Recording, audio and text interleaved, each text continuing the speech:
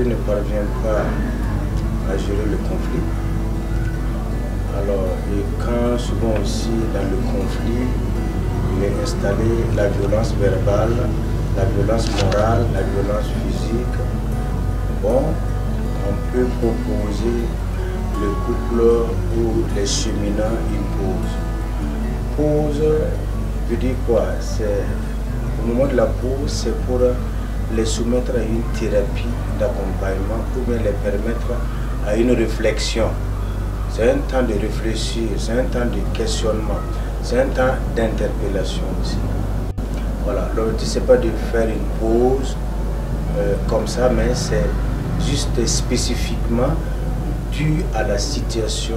Cela n'est pas standard, c'est pas à tous les couples ou à tous les cheminants qu'on peut proposer cela. Il faut souligner que chaque relation, chaque couple, voilà, est une entité à part.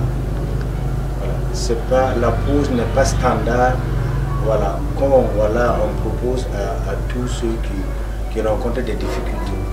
Il y a des difficultés qui nécessitent qu'on continue une thérapie d'accompagnement en cherchant avec le thérapeute à trouver la solution du problème. Mais quand la violence s'installe et qu'il n'y a plus de communication bienveillante et que c'est seulement la communication malveillante et que chacun a développé son moi, alors et qu'on constate que ce n'est plus une relation du nous, mais une relation du moi, voilà, le thérapeute peut proposer une pause, voilà, pour permettre à chacun, voilà, émotionnellement, voilà, de s'exprimer, de se retirer, voilà, pour attendre le moment propice et proposer un cheminement.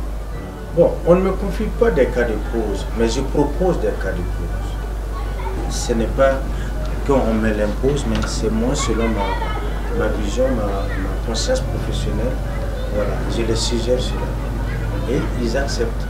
Vous ne pouvez pas faire une pause sans ne pas chercher aujourd'hui un spécialiste qui vous accompagne. Oui, j'ai déjà proposé à des cheminants de faire une pause de réflexion. Voilà, pause pour réfléchir.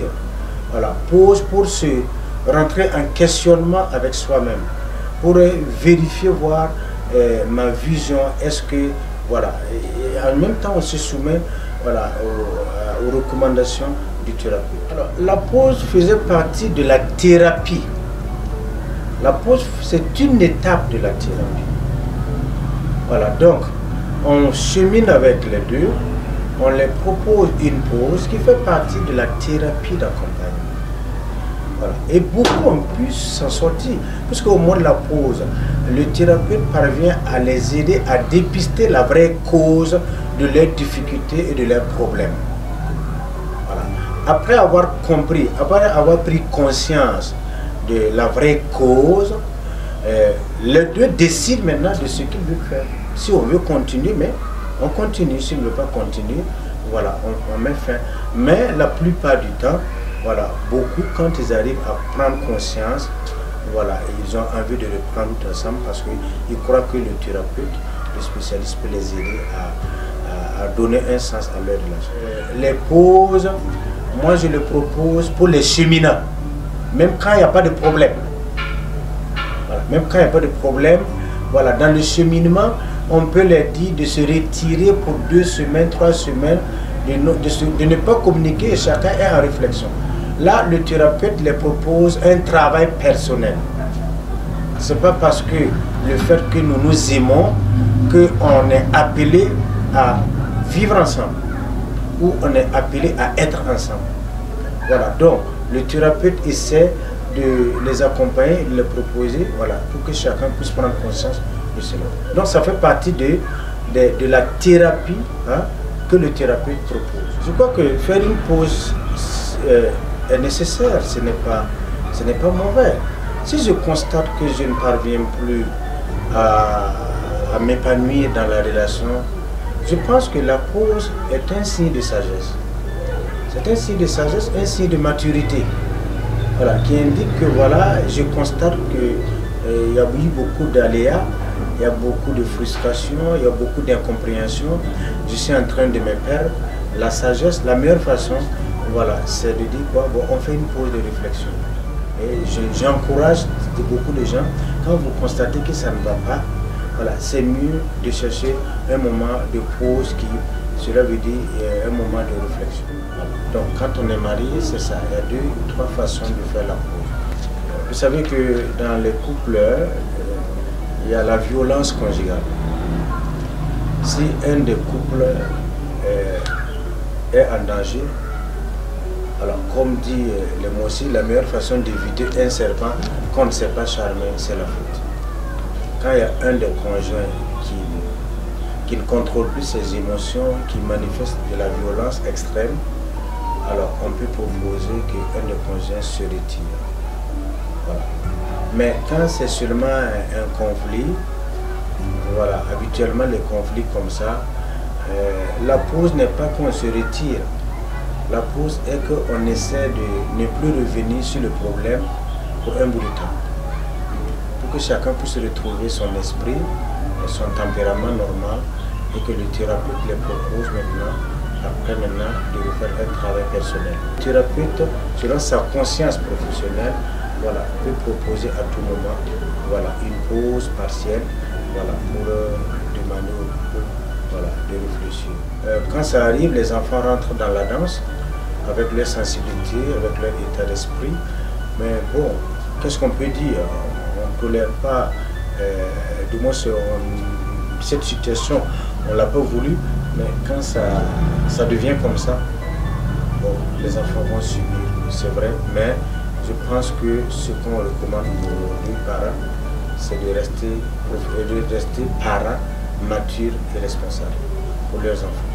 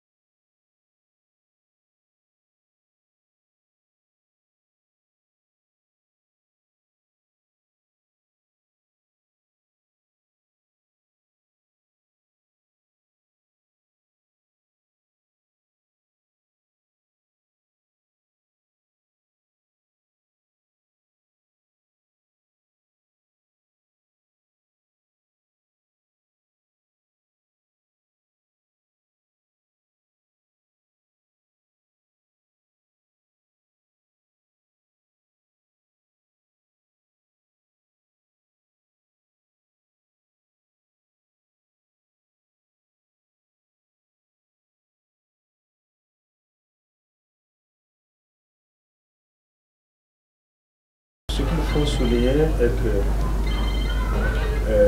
on ne se marie pas, je le dis toujours, on ne se marie pas pour devenir heureux. On se marie parce qu'on est heureux avec soi-même. On vit en harmonie avec soi-même. On a un équilibre psychologique, une santé émotionnelle. Voilà. On est heureux avec soi-même pour rendre heureux.